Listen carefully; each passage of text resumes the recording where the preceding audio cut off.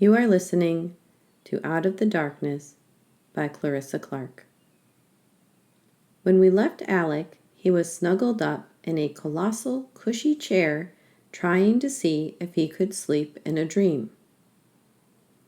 As we go through the book, there may be words that you don't know. Maybe you recognize them, or you use your context clues to figure them out. Go ahead and keep a pad of paper near you, so you can jot down the words you are unfamiliar with. Words are fun. They help us grow as readers, as writers, as communicators.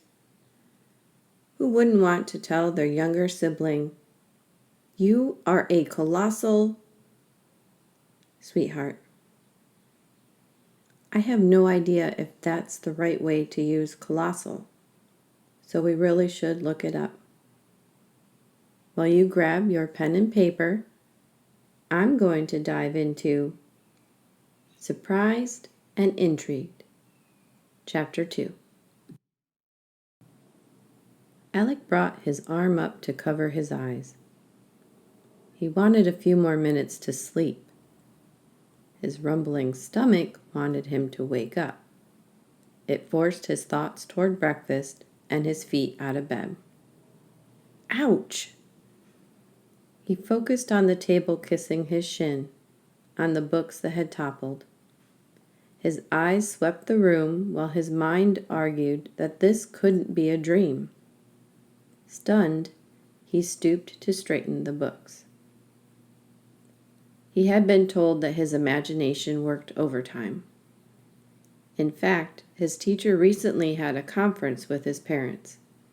She found his assignments to be imaginative and well-written, but she was concerned because Alec believed his stories to be true. Apparently, stories about ghosts and monsters were to be expected from 8-year-old boys. Stories about superpowers were popular too. But believing, without a doubt, that he had superpowers of his own had triggered her concern.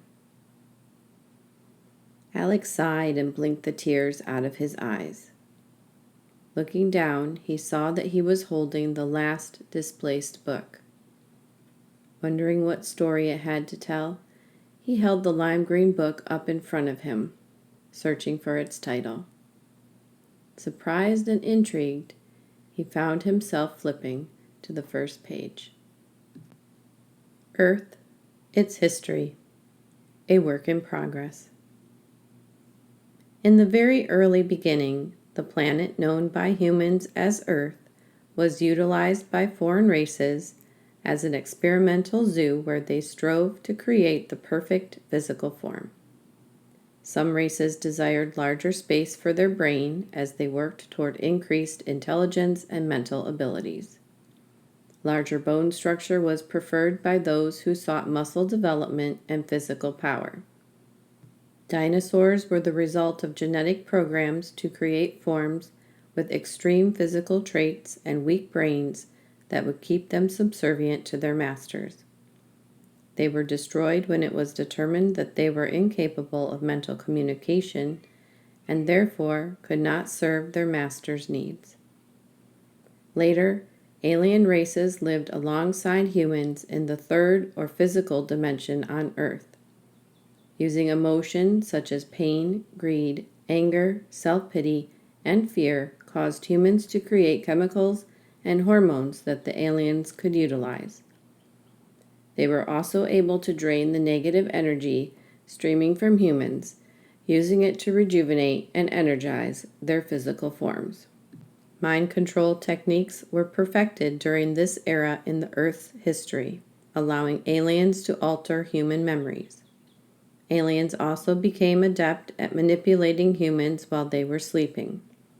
Humans were found to respond to dreams with the same emotion as when they were conscious, thus keeping a constant supply of hormones, chemicals, and energy flowing to the aliens. Unable to recall their past interactions with these foreign races, humans began to regard all evidence of alien life as fiction, finding countless ways to deny the existence of anything not in their physical plane. Hidden from humans is the truth that there exist two separate realms, the positive realm where light spirits live, and the negative realm of dark spirits. The earth has acquired a history of violence and darkness that deters light spirits from visiting. Unaware of the existence of the light, humans continue to perpetuate their spiral into total darkness. His stomach rumbled and Alec put the book down. He had to agree. He'd much rather be eating than reading. And he wasn't the only hungry one. The smell of food hung in the air, kicking his sniffer into gear. Tracking the scent was harder than he anticipated, and his stomach increased its protest the longer he took. A door opened in front of him, causing his heart to pound and his feet to tangle as he tried to run away. He bounced 2 inches off the floor when a child shot through the doorway, yelling, "Alec!" Brandishing a strawberry in a wild wave, she greeted him. She offered to share. Her lips, her chin, and even her cheeks were juicy, proving this was not her first strawberry. Disappearing with a skip, she returned seconds later as focused as a tightrope walker, balancing a plate for Alec, who was still planted on the hallway floor. "She said you liked strawberries, but there's other fruit too." An older child plopped next to him. While he silenced his stomach by studiously stuffing strawberries, she aimed hers at the ceiling, popping and bopping to catch them in her mouth. The juicy girl offered him a green strawberry, and that is when his warning system chose to chime in his head. "It's okay," the older girl said. "It's a mix between a strawberry and a kiwi. It's ripe." "Yummy," said the little one, spitting some juice out with the word. He couldn't help smiling at her. "She's really cute, isn't she? Her name's Alina." "Her name's Verity." A juice-dripping finger pointed at the girl next to him. "She's my best friend." As she made this declaration, she toppled Verity with a gigantic hug. Then there was a burst of giggles from the two of them as they rolled like pencils down the hallway.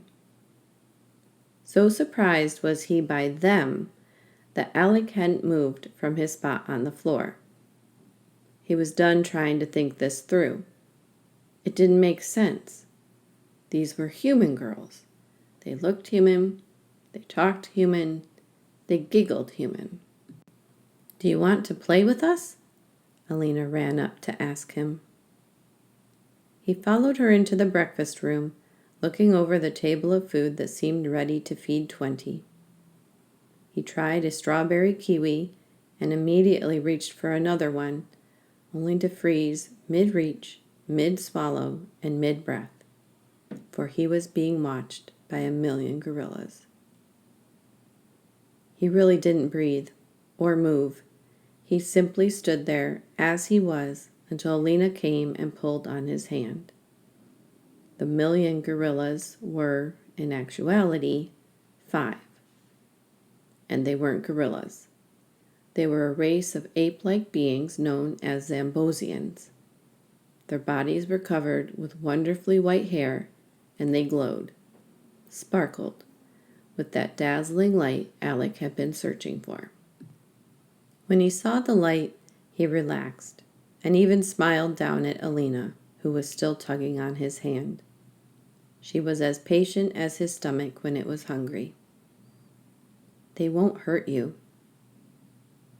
He felt himself blush, embarrassed that he'd frozen in front of the apes, embarrassed to be the only one who didn't understand things here. Verity kicked him the soccer ball. As he played soccer with 5 apes and 2 girls, his anxiety melted away. It no longer seemed important to understand everything right now. He had found the light. "Do you have—" They nodded, and Verity sent a tiny spark of light through the air at him. Alina bounced and sent a spark of her own. Hey, that tickled! Laughter filled the room as everyone began sending sparks of light at each other. Then a voice announced, inside his head, that they had arrived. You just listened to Surprised and Intrigued, Chapter 2, From Out of the Darkness by Clarissa Clarke. Next up is Open, Open, Open, Chapter 3.